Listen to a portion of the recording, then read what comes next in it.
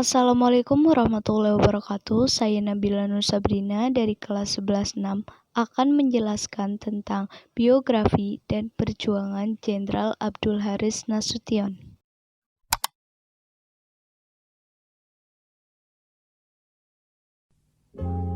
Jenderal Besar TNI Abdul Haris Nasution lahir di Kota Nopan, Sumatera Utara pada tanggal 3 Desember tahun 1918 dan meninggal di Jakarta pada tanggal 6 September tahun 2000 pada umur 81 tahun.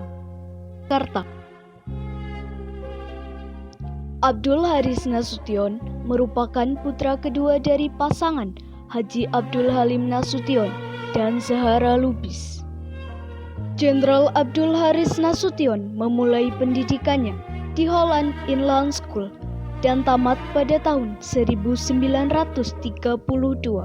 Kemudian melanjutkan pendidikan menengahnya dan tamat pada tahun 1935.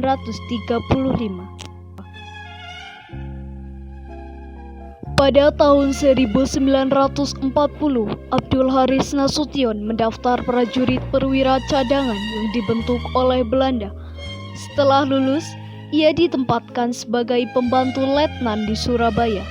Ketika invasi Jepang ke Indonesia, beliau ikut bertempur melawan Jepang di Surabaya. Namun kemudian para pasukan yang bertempur bersamanya bubar. Kekalahan Jepang pada tahun 1945 dan merdekanya Indonesia membuat Abdul Haris Nasution bersama dengan bekas tentara PETA mendirikan Badan Keamanan Rakyat yang menjadi cikal bakal Tentara Nasional Indonesia atau TNI.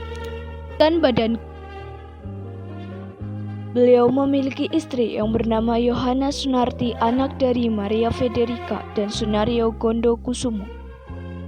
Kemudian mereka memiliki dua orang anak, yang pertama bernama Hendrianti Sahara Nasution dan yang kedua bernama Ade Irma Suryani Nasution yang merupakan salah satu korban termuda peristiwa G30 SPKI.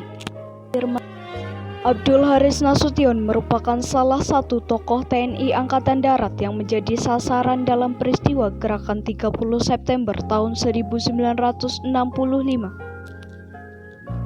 Selamat dari upaya penculikan tersebut, namun Nasution harus kehilangan putrinya, Ade Irma Suryani Nasution beserta ajudannya, Letu Pierre Tendean.